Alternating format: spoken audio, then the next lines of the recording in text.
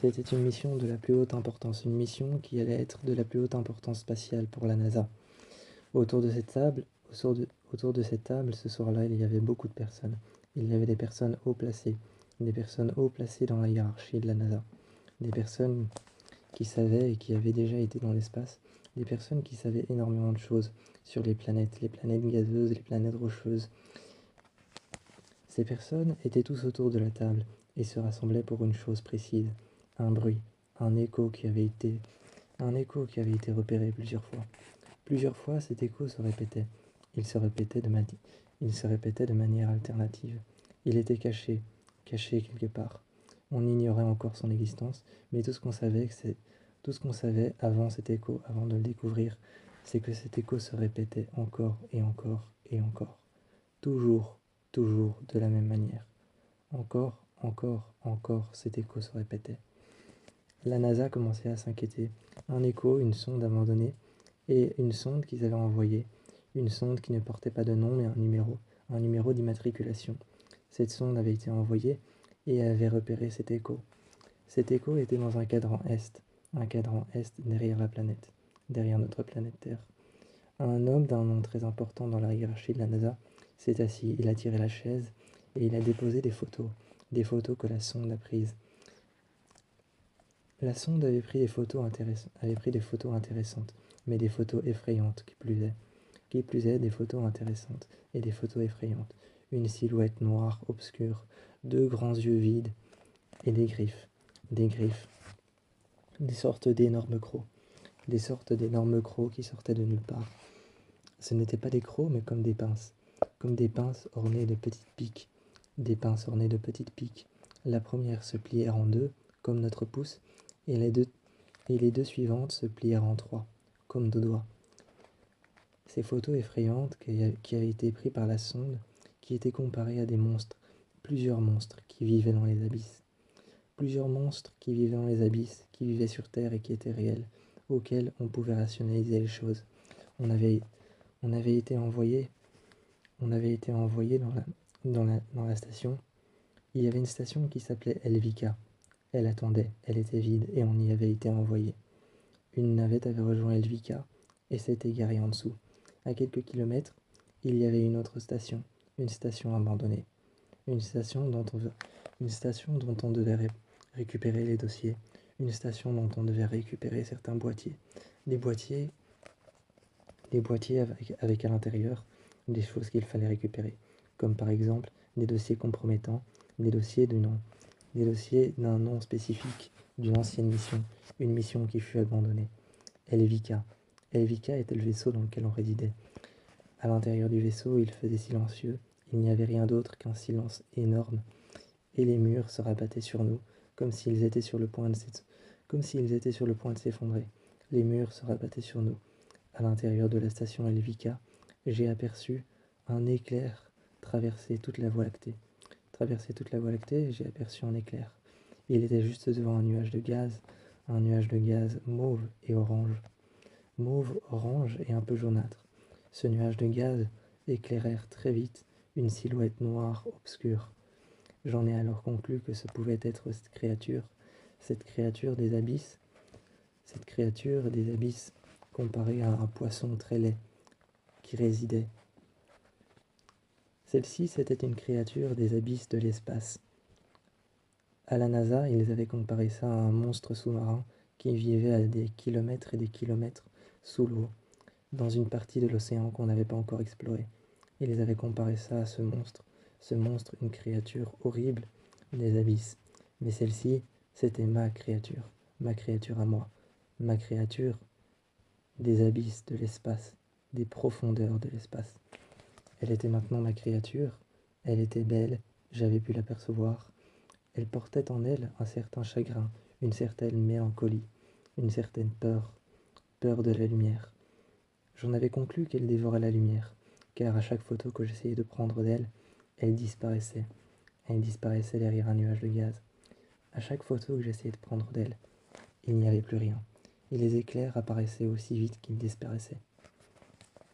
Ils disparaissaient aussi vite qu'ils apparaissaient, et apparaissaient aussi vite qu'ils disparaissaient. Les éclairs ne duraient pas longtemps devant elle. C'est comme si elle mangeait, et qu'elle ravalait l'électricité.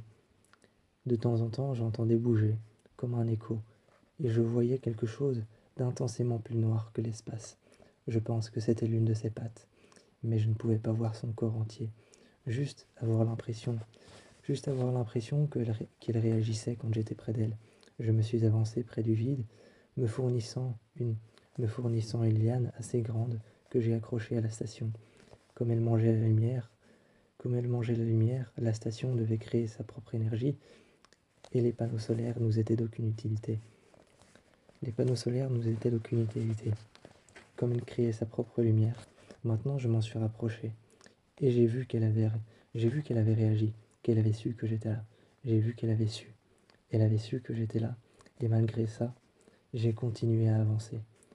Alors je me suis rendu compte que peut-être qu'elle fonctionnait comme tous ces animaux qui ont un sonar ou qui arrivent à se rendre compte que certains animaux, certaines proies sont près d'eux grâce à un sonar ou grâce à un radar. Je me suis dit qu'elle fonctionnait comme ça.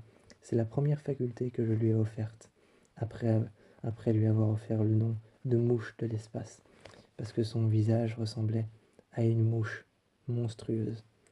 Après lui avoir offert le nom de Fly Space, la mouche de l'espace, je lui avais offert certaines facultés. Je m'en étais rendu compte qu'elle bougeait à certains endroits, comme si elle était réceptive à certains endroits qui étaient dotés de nerfs, ou alors de radars plus importants. Et elle bougeait de temps en temps. Alors, j'en ai vu de ma perception des choses de cette créature que je lui ai donné, qu'elle fonctionnait. Je lui ai donné les capacités suivantes, qu'elle fonctionnait avec un sonar, ou avec un sonar ou avec un sonar et un radar plus présents, beaucoup plus présents à certains endroits de son corps. Mais ce n'était que des capacités offertes, ce n'était que des thèses qui n'étaient pas encore étayées. À bord de la station Elvika, venait de démarrer la capsule 1 qui était partie pour un voyage en orbite. Elle était partie pour un voyage en orbite et à bord de la capsule 1 qui réservait 6 places à 6 de nos astronautes. À 6 de nos astronautes, capsule 1 réservait 6 places encore libres à 6 de nos astronautes qui avaient été choisis. Les 6 astronautes s'y sont installés. La capsule s'est fermée. La porte de confinement s'y est fermée. S'est refermée. Autour de capsule 1, un voile blanc s'y est imposé, enfermant les astronautes à l'intérieur. Le voile blanc a donc été ensuite mouillé et ensuite séché. Le voile a été retiré, comme un moule, par-dessus la capsule. La capsule fut fermée, scellée à son tour, et fermée par un code magnétique. Une fois que nous étions dans l'espace, j'ai défait ma ceinture. Je savais que j'étais en danger, mais j'ai défait ma ceinture. La capsule était fermée hermétiquement. Hermétiquement par la porte qui était juste en face de moi, par le petit hublot rond. Il y avait cette deuxième porte de confinement, blanche, à travers laquelle il y avait un deuxième hublot qui s'était mis exactement au même endroit. Par ce petit hublot, j'ai pu apercevoir une planète gazeuse, je pense, confrontant des vents à se percuter eux-mêmes, ou confrontant des vents à se percuter eux-mêmes, à se regrouper, à faire des vents, des spirales et des volutes différentes, qui se percutaient comme des coups de poing, ou alors qui se prenaient l'une dans l'autre, qui s'emmenaient et s'entraînaient en faisant le tour de cette planète. Cette planète n'était que vent, n'était que gaz, et n'était encore aussi qu'une planète inexploitée, inexplorée. Cette planète était décorée de 1000 gaz et était décorée de 1000 vents se percutant les uns contre les autres, des vents gris. Il n'y avait aucun caillou, il n'y avait aucun cœur, aucun centre, aucune gravité, aucune possibilité de se mettre sur cette planète, de mettre un pied sur cette planète. On a décidé de laisser cette sonde longtemps en orbite de la planète afin de découvrir ce qu'elle était réellement. À l'intérieur, des petits êtres de gaz s'agrippaient aux fenêtres. Ils avaient des yeux déformés, une bouche qui bougeait et qui était déformée par le gaz, qui lui-même bougeait à l'intérieur de leur corps. Ils n'avaient pas réellement de corps, ni de masse physique, mais ils pouvaient attraper. Ils pouvaient attraper et se mettre contre les fenêtres. Ils frappaient comme s'ils voulaient rentrer. Ils étaient mauvâtres, bleus, un peu orangeâtres, avec une lumière très intense sortant de leurs yeux et de leurs bouches déformées. Ils frappèrent contre les vitres. Ils frappèrent contre les vitres très fort, à tel point qu'ils en faisaient apparaître de l'électricité. Parfois, ils criaient ce petit cri aigu et strident que je pouvais entendre.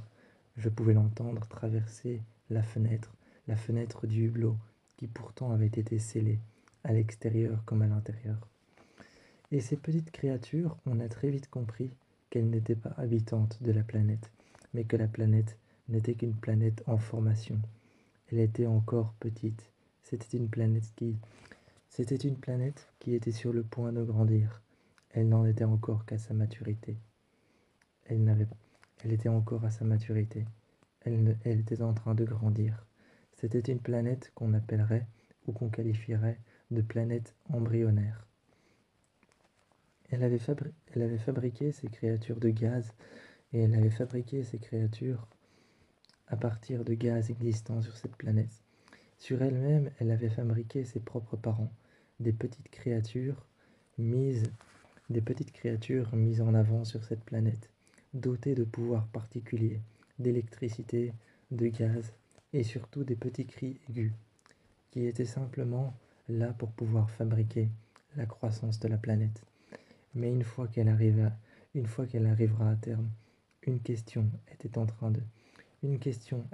de flotter dans l'air, dans la station Elvika, une seule.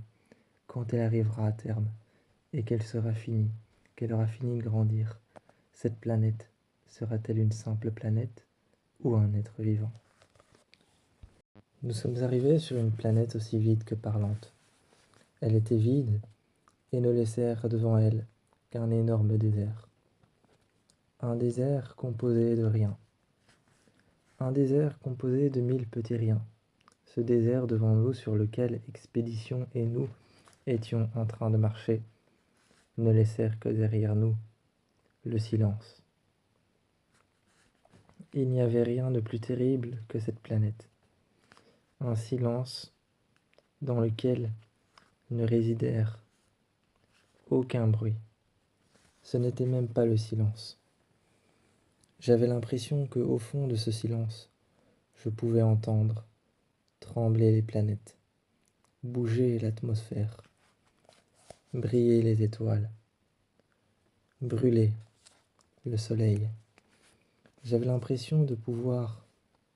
Il me semblait que sur cette planète, les pieds sur terre, enfin, sur la terre de cette planète, il me semblait pouvoir repérer l'attraction même des planètes qui gravitaient autour. Il me semblait pouvoir sentir les supernovas éclater. Il me semblait pouvoir sentir les nuages de gaz et l'électricité provoquée à l'intérieur, comme des vibrations ou des ondes sur cette planète. Mais le plus étrange était quelques mètres plus loin. C'était quelques mètres plus loin. On a retrouvé un arpent de terre, bien différent que celui sur lequel Expédition et moi marchons. Bien différent que sur lequel Expédition et moi marchions. On a trouvé un arpent de terre. Il était grand, il n'en terminait pas, mais une fois arrivé tout au bord, on pensait que cet arpent de terre n'appartenait pas à la planète. Il paraissait étrange, comme déposé à même le sol, comme si quelqu'un était venu là, avait creusé un trou, millimètre par millimètre, l'avait calculé et l'avait rempli de terre, une terre dense, noire, brune foncée, opaque, légèrement humide, suffisante pour faire pousser de la flore, suffisante pour que la faune puisse se nourrir une fois la flore née, alors que c'était justement les deux seules choses qu'il manquait sur cette planète, la faune et la flore. La vie n'y existait pas.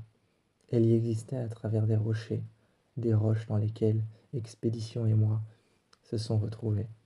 Des racines qui poussèrent sur les, des racines qui poussèrent sur les roches, mais qui n'étaient même pas reliées à de la faune, qui n'étaient même pas reliées à de la flore, et de la flore qui n'y avait même, de la flore qui ne poussait même pas. Une faune qui était composée d'insectes, ou alors de composés comme des bactéries, des choses minuscules, impossibles à voir à l'œil nu. Sur cette planète, on a cru comprendre que tout ce que l'on voyait pouvait être l'objet d'une d'une seule chose vivant sur cette planète. Il devait forcément y avoir un être vivant, il devait forcément y avoir quelque chose. Expédition et moi avons fait plusieurs groupes. Nous avions fait plusieurs groupes. Expédition et moi sommes partis. Un moment avec une caméra à haute température, une caméra à haute tension.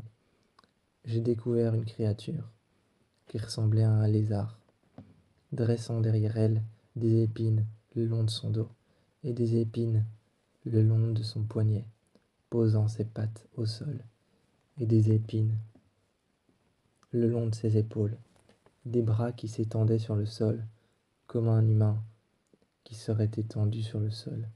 Il rampait, se tirait vers l'arrière, avec des jambes tout aussi fines et tout aussi longues.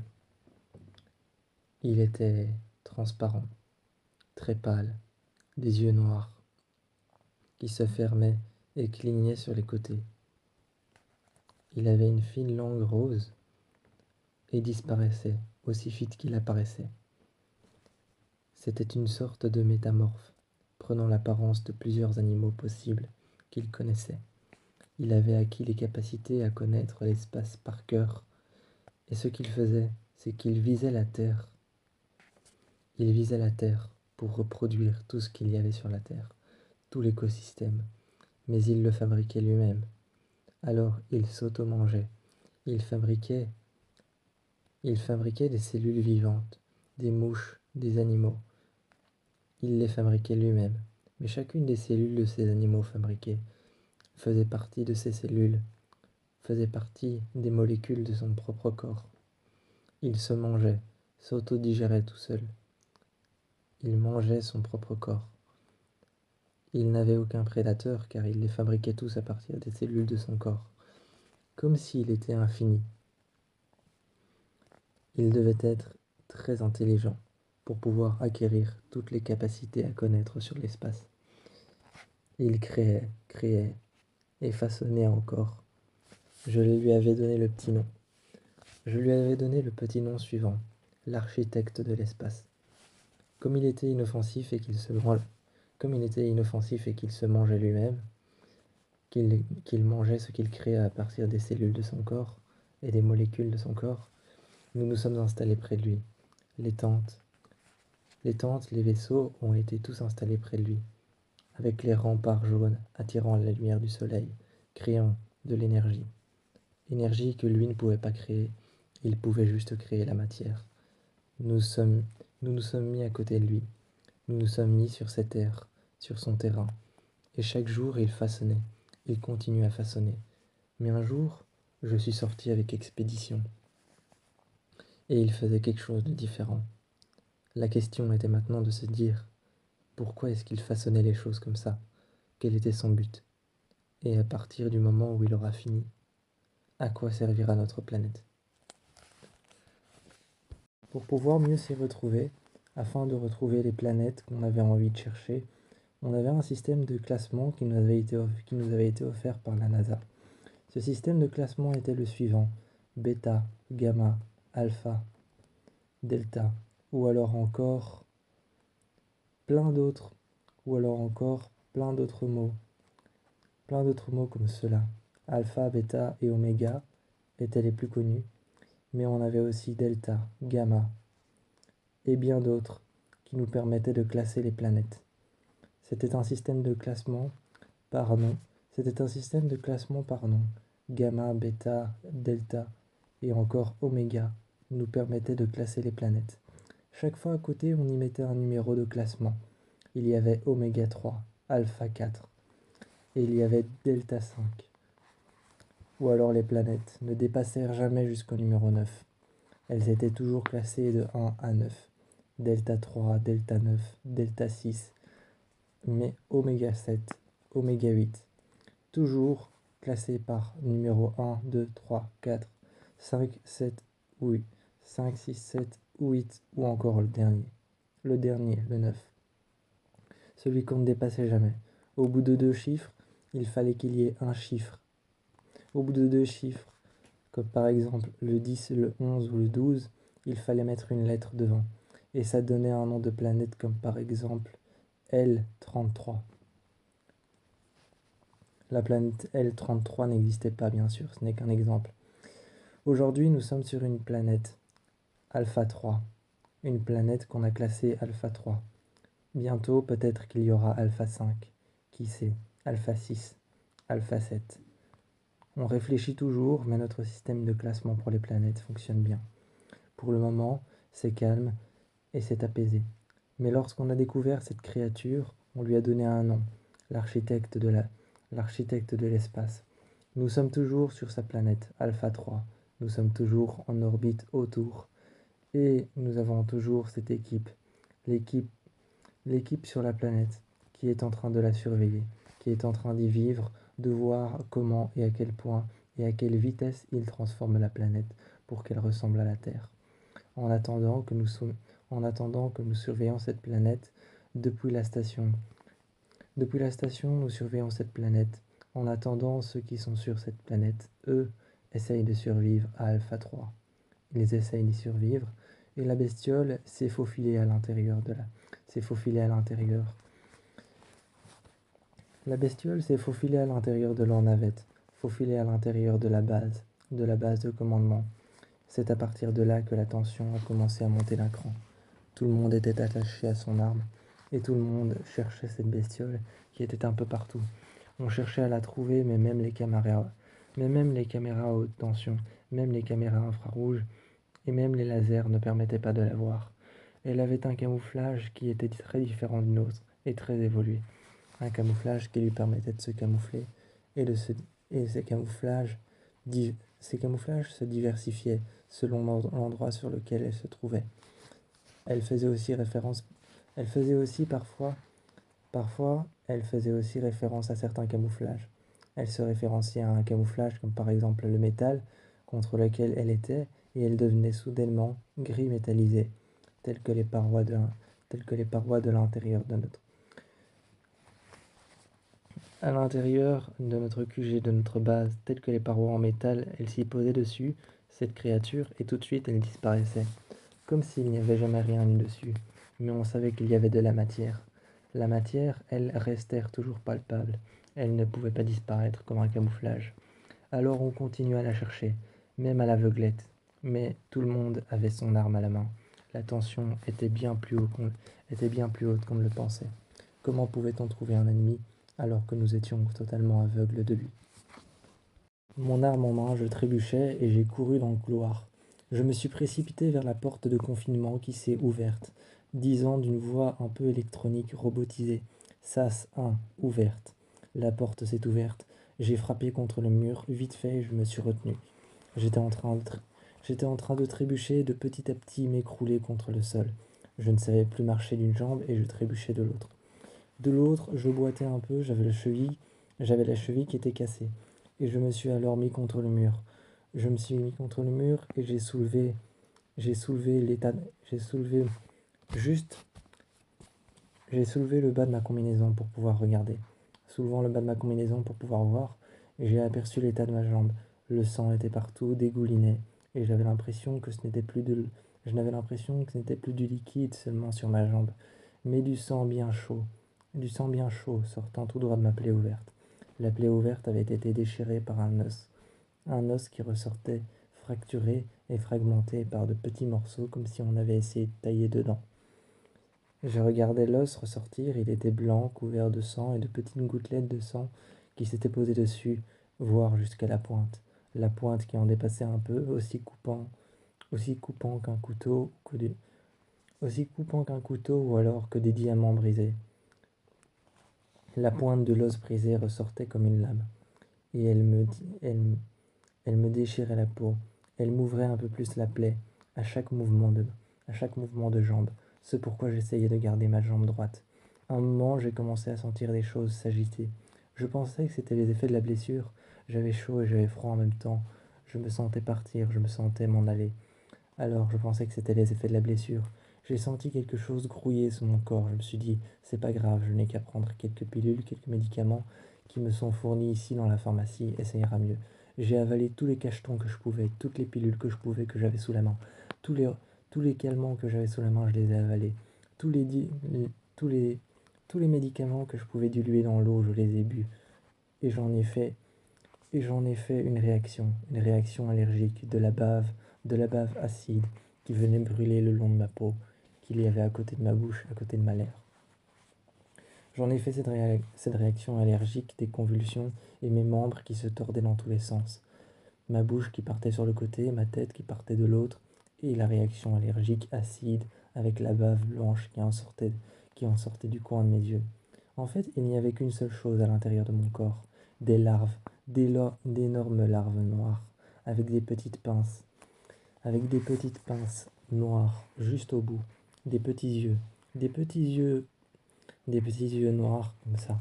Ces énormes larves avec des petits yeux noirs comme ça, tout globuleux était en train de gratter à la surface, de gratter la chair en dessous de mon ventre, en dessous de mon bas-ventre, dans mes, dans mes jambes, dans mes bras, dans mon bas-ventre.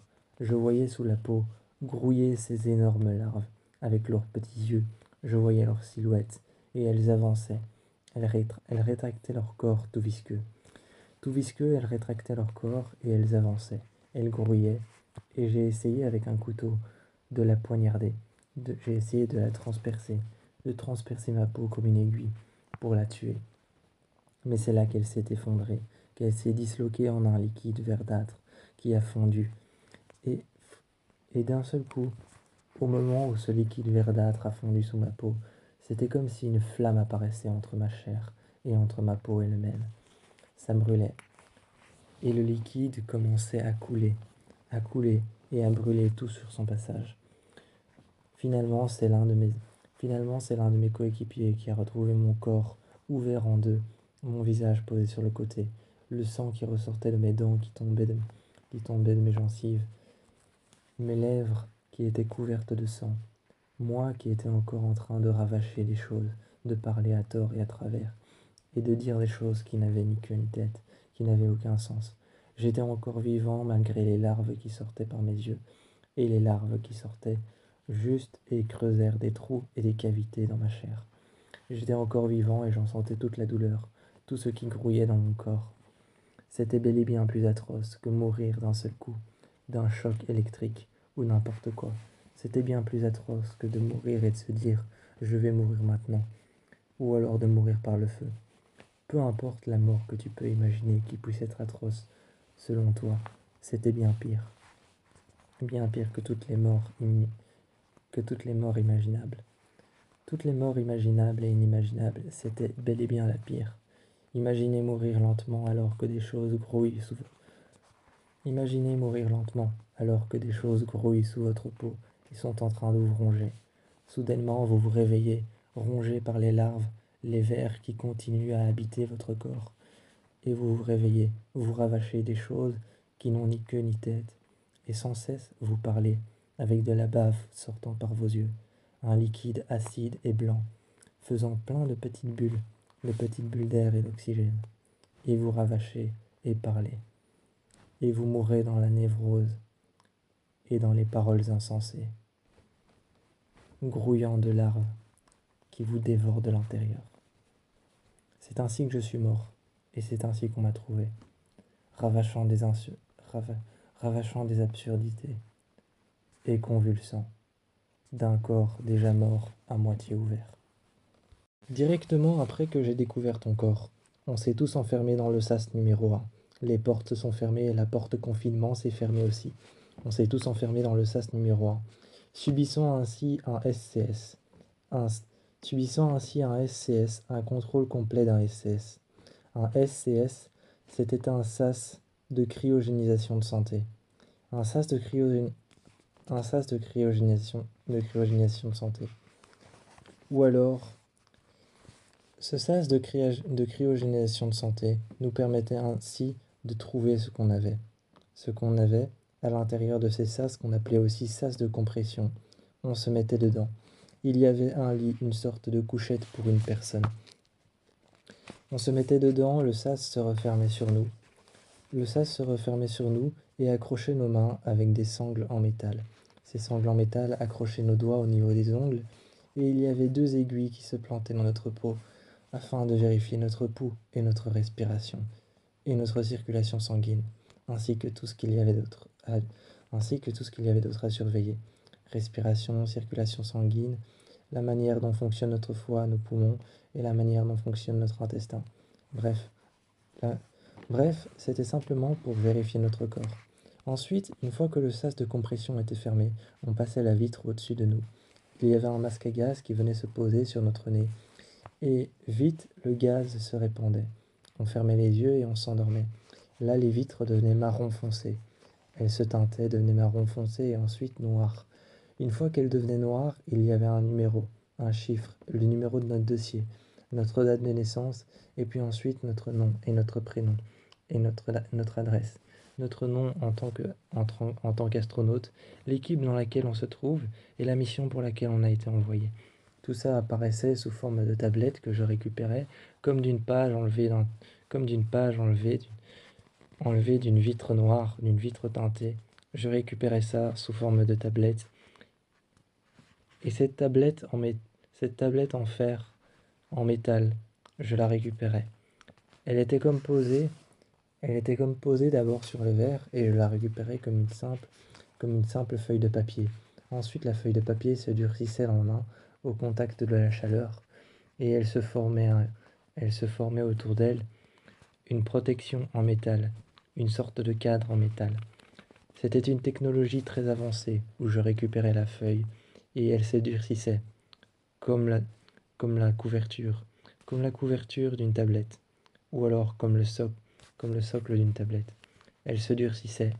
Il y avait un petit socle en métal contre lequel je pouvais déposer ma main.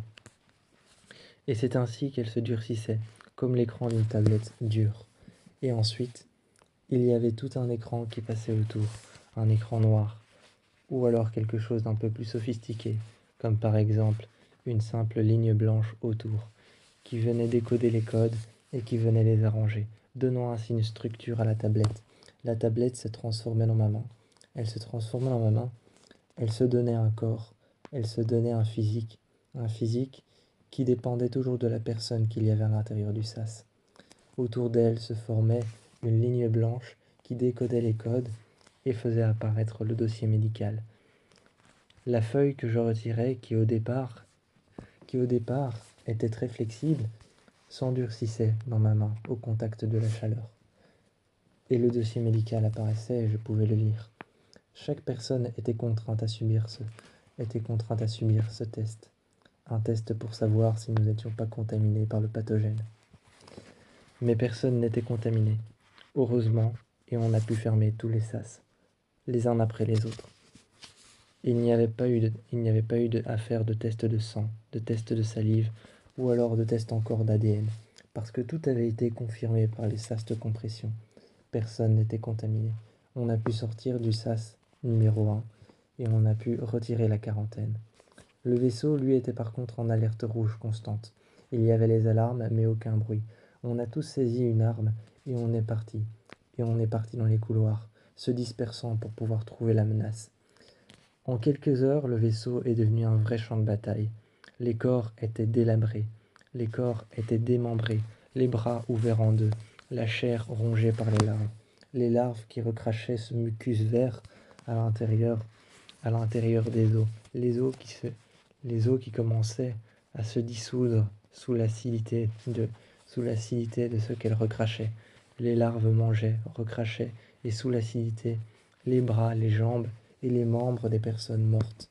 Les membres commençaient à se dissoudre, à fondre. Il y avait du sang et des gouttelettes de sang. Le sang ne coulait même pas à flot, il coulait par petites gouttelettes lentement jusqu'à arriver à nos pieds. Et partout, partout au sol, il y avait ces énormes racines noires qui prenaient forme dans le dos, en poussant comme des champignons sur les os. C'était un pathogène différent, né de l'absence de pathogène. À ce moment-là, tout le vaisseau est passé en alerte rouge, et une seconde navette est venue s'arrimer près de notre vaisseau, pour pouvoir ainsi venir nous chercher. On a mis 1 minute à comprendre d'où venait le pathogène. C'était de l'absence de pathogène. Il s'était nourri de tout ce qui s'était passé, de l'angoisse primitive de l'angoisse primitive qui s'était qui s'était installée au sein de notre station, cette angoisse constante. Le pathogène s'en était nourri, de notre angoisse et de notre peur d'être contaminé, nous donnant ainsi l'illusion d'être contaminé, pouvant ainsi créer par la peur, créant ainsi un pathogène, des racines noires, nous donnant l'impression et l'illusion d'être contaminé. Mais ces racines noires étaient très faciles à détruire. Un coup de fusil, du feu, et c'était fini. Ça nous donnait l'illusion d'un nouveau pathogène, mais ce n'était qu'une illusion créée par cette chose qui avait contaminé bon nombre de nos colons, qui aujourd'hui sont morts. Le vaisseau, nous l'avons brûlé.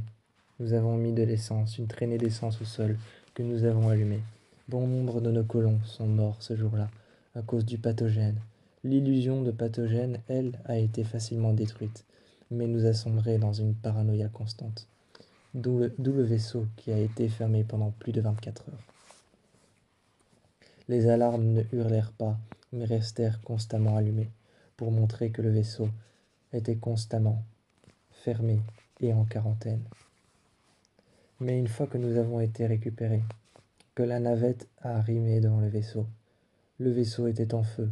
La navette et le commandant nous a demandé ce qui s'était passé. J'ai dit que la mission avait pris fin et que rien ne s'était passé là derrière. La navette a décollé et nous avons rejoint la station en orbite autour de la planète. La station Elvika restèrent en orbite autour de la planète. Autour de la planète Alpha 3. La planète Alpha 3, la planète qu'on survolait en orbite, la station Elvika restèrent juste devant. Il y avait ce qu'on appelait un vaisseau passager, un vaisseau complètement vide. Ce vaisseau complètement vide, qui était un vaisseau passager, ne contenait que des colons, mais il n'y avait personne à bord pour le conduire. Il se conduisait tout seul grâce à une ressource d'énergie pure et une intelligence artificielle qui conduisait le vaisseau, qui lui donnait un orbite, ou alors qui lui donnait une ligne, un horizon à suivre, un endroit vers lequel aller, un point A à un point B. Nous sommes passés à côté de ce vaisseau et en orbite, la station Elvika est restée là pendant quelques jours, jusqu'à ce qu'on descende sur Alpha 3. Alors que la station était en orbite, elle était toujours en quarantaine. Nous sommes descendus sur Alpha 3 et on a enfin trouvé un vaisseau encastré dans un énorme rocher. On a trouvé un vaisseau. Nous sommes rentrés, j'avais mon arme près de moi et nous étions tous par groupe de 4. On était tous par groupe de 4, mon arme près de moi. J'avais mon blouson blanc avec mes épaulettes noires et avec mes gants qui étaient bien lourds, que je pouvais sentir au niveau des paumes de mes mains et au niveau de mon pouce. Mes articulations ne bougèrent à peine, mais j'avais assez de dextérité pour pouvoir tirer mon arme vers l'arrière, pour pouvoir recharger. Mes gants qui étaient lourds sur mes mains, mon blouson qui était lourd aussi, ma combinaison que je pouvais sentir partout sur mon corps, sur mon dos. On était là et on était rentré dans ce vaisseau. Ce vaisseau nous était totalement inconnu. Je pouvais voir une espèce d'ombre dans le ciel et à côté quelque chose que je pouvais voir bouger, quelque chose qui était aussi une ombre, mais légèrement plus éclaircie. C'était la station Helvika. À côté, c'était le vaisseau vide, à l'intérieur duquel il n'y avait que des colons, mais qui se conduisait tout seul, le vaisseau passager. Alors qu'on ne savait pas ce qu'on allait trouver, on a finalement trouvé des documents. On a finalement trouvé des documents parlant d'une ancienne mission qui s'est passée à bord de ce vaisseau. Ce vaisseau n'avait pas encore de nom, ni même de numéro attribué, mais il était envoyé par la NASA, comme nous. Peut-être que c'était l'une des stations envoyées avant Helvika. Il s'était craché peut-être sur cette planète, mais pour le moment, tout ce qu'on découvrait ne surélevait que des questions. Tout ce qu'on découvrait ne surélevait que des questions et ne nous apportèrent aucune réponse.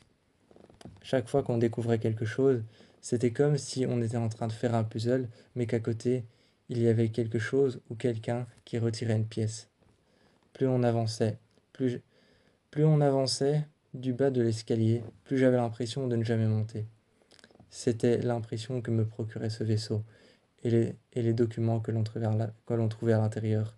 Ils étaient chaque fois flous, chaque fois il manquait une partie, chaque fois il manquait une page, ou chaque fois un dossier compromettant que j'allumais à l'intérieur du grand ordinateur.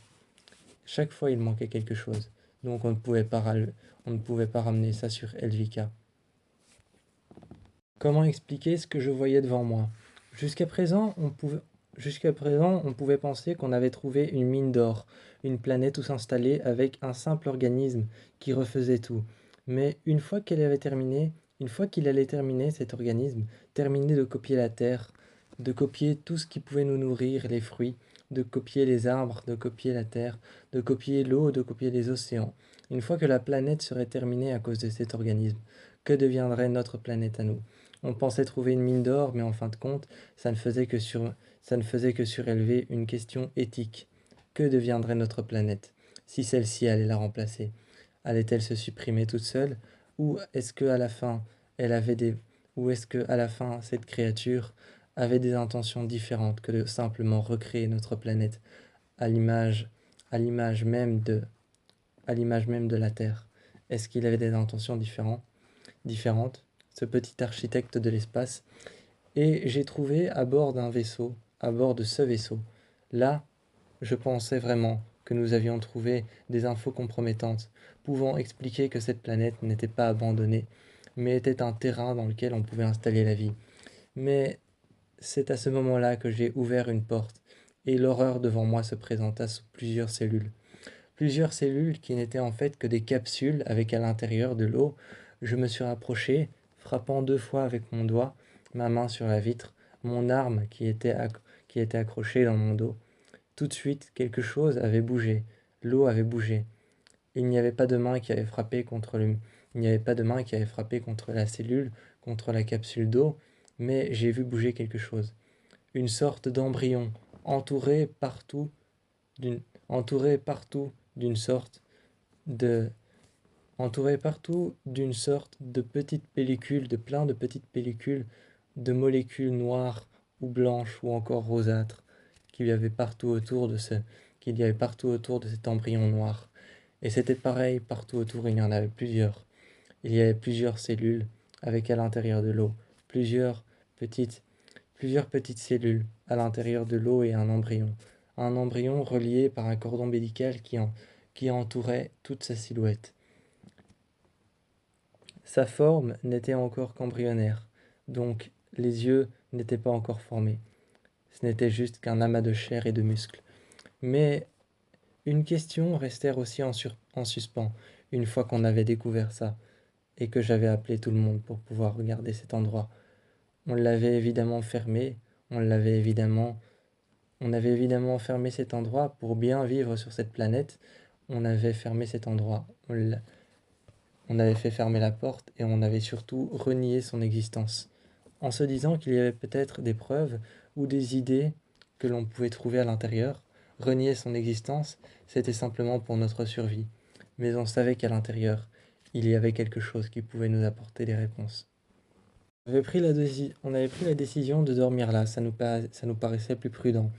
Mais tard le soir, je me suis réveillé, en pleine nuit, pour aucune raison. Ce n'était pas une insomnie, ce n'était pas un bruit qui m'avait réveillé.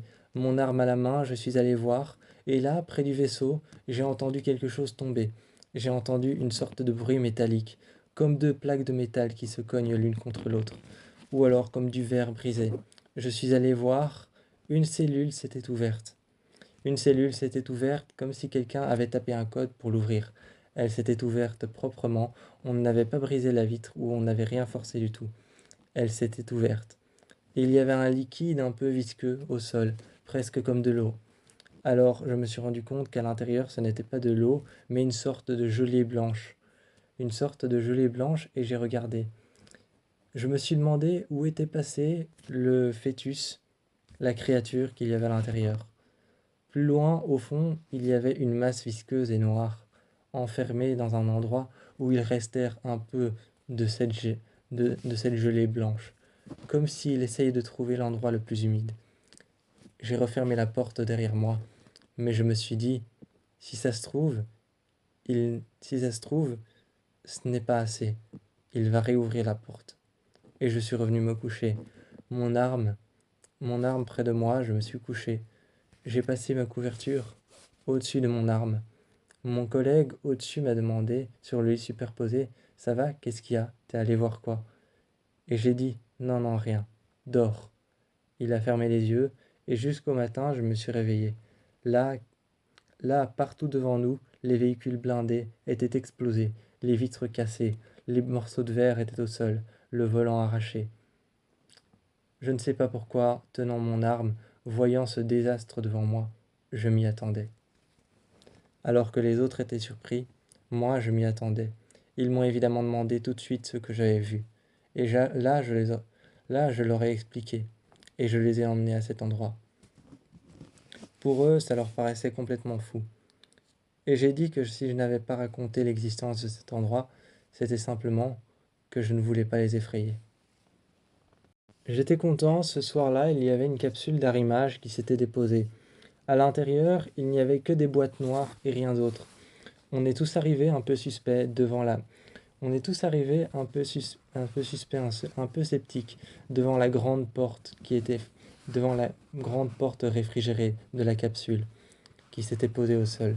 La capsule arrimée au sol, une fois que la porte qui était scellée s'est ouverte. J'ai vu toutes ces boîtes noires.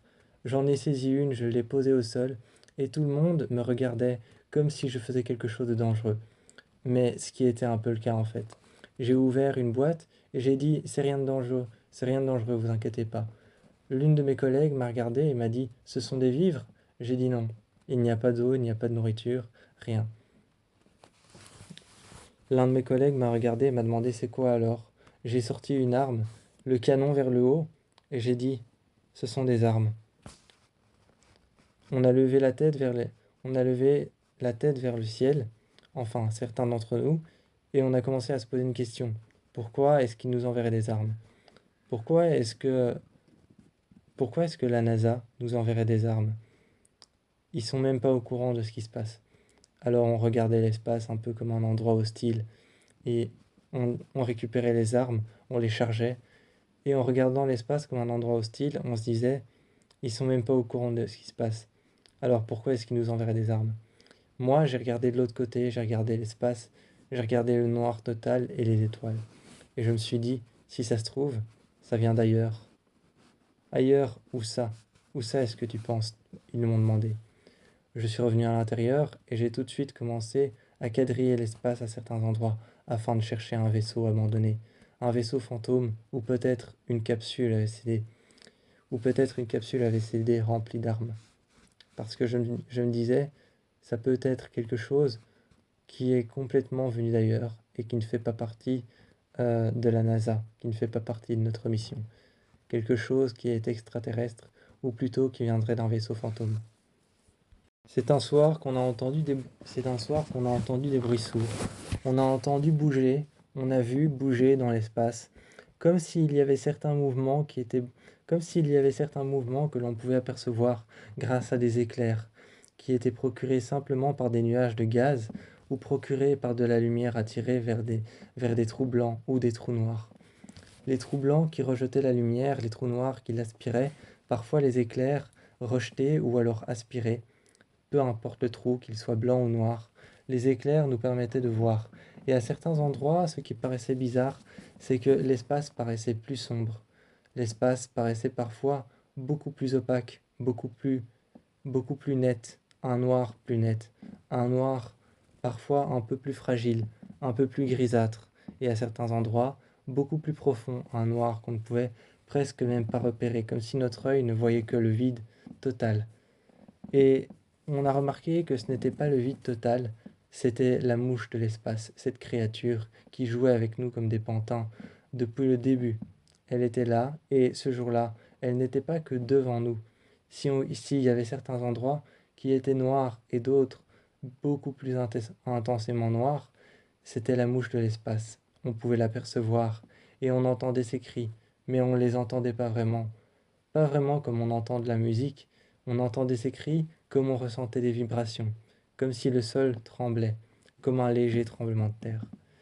On savait qu'elle nous regardait, qu'elle nous observait, et qu'elle était en train de jouer avec nous, comme si il fallait qu'on la cherche. On est rentré à la station et on pensait bien faire. Je me suis alors mis devant le hublot et j'ai déplié le bras extensible.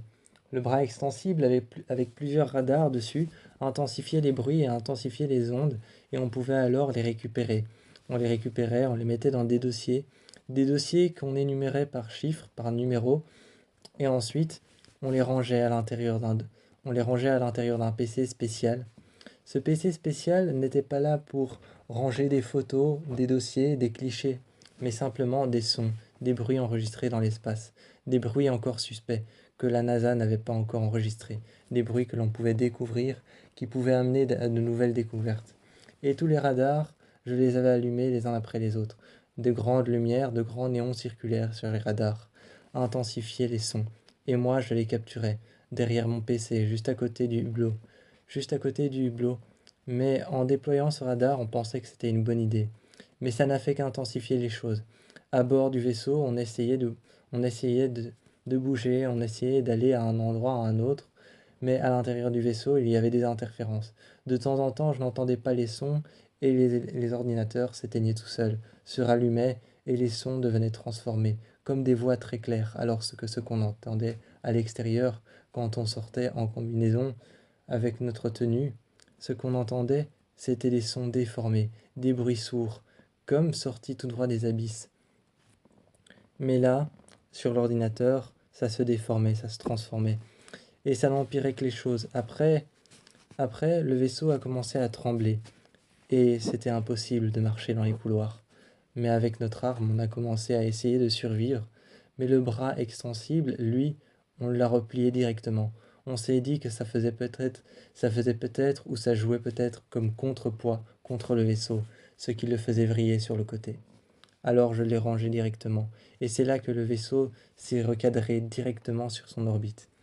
Les, le vaisseau s'est recadré directement sur son orbite et tous les ordinateurs se sont rallumés d'un seul coup. Ce n'était que le bras extensible. Ce n'était qu'un problème que nous avons engendré en pensant que c'était la bonne chose à faire. Je suis sorti dehors, je suis sorti dans l'espace, à l'extérieur du vaisseau, à l'extérieur de Helvika. Je suis sorti, m'accrochant à Helvika. J'ai été voir le vaisseau passager, construit, le vaisseau passager construit avec à bord une IA, une intelligence artificielle, et aussi avec tout un système métrique, tout un système relié par par des tubes, des tuyaux qui envoyaient de l'électricité vers un tableau de bord qui, lui, se conduisait tout seul. Le vaisseau à l'intérieur était vide, une grande salle vide. Ce n'était ce n'était qu'une paroi de métal rectangulaire. À l'intérieur, c'était vide, et sur le côté, il y avait quelques, quelques sas. Il y avait quelques couchettes fermées, quelques sas, avec de l'autre côté quelques couchettes fermées, toujours en petits groupes, en petits comités. Des, des sas qui séparaient, des sas de confinement qui séparaient des petits comités de groupes de cryogénisation. À l'intérieur des cryos, il y avait des gens. Je ne pouvais pas les réveiller et je pouvais frapper autant de fois que je voulais sur les vitres. Je suis allé voir Tout le monde me regardait par là. Tout le monde me regardait depuis Elvika, la station. Tout le monde me regardait par la vitre et attendait mon retour, en me disant c'est bon, allez, reviens. Et je suis revenu. J'ai simplement vérifié les alentours du vaisseau passager, et là je suis revenu. J'ai dit encore une fois, en entendant des ondes à l'intérieur du vaisseau passager, qu'il fallait qu'on déploie le bras. On l'a déployé une nouvelle fois. J'ai allumé j'ai allumé tous les radars. Toutes les lampes se sont allumées, toutes les lampes circulaires. Mais il faut croire que ça a attiré la mouche. Il faut croire que ça a attiré la mouche de l'espace. Quelque chose tirait le vaisseau vers le bas et tout le vaisseau a bougé. On est tous tombés, moi contre le tableau de bord, je me suis fait mal. Je me suis fait mal à l'une des côtes et au bras.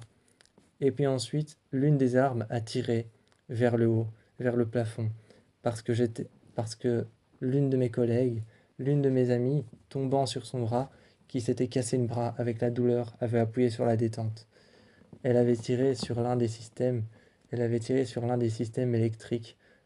Alors, mère qui nous disait quoi faire ou qui enregistrait les sons et qui, et qui triait les dossiers était hors service.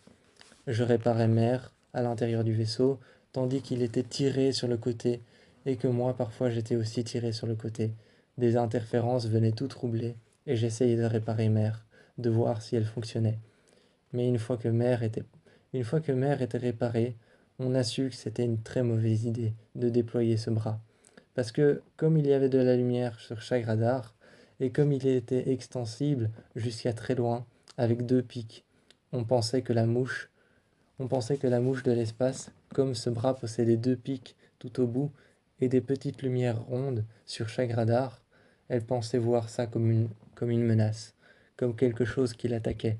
C'est pour ça qu'elle l'avait prise d'assaut entre ses pinces et qu'elle l'avait tirée vers elle et qu'elle avait essayé d'envoyer le vaisseau qui a presque eu à quelques mètres et à quelques distances et à quelques distances près, qui a presque eu une collision avec le vaisseau passager.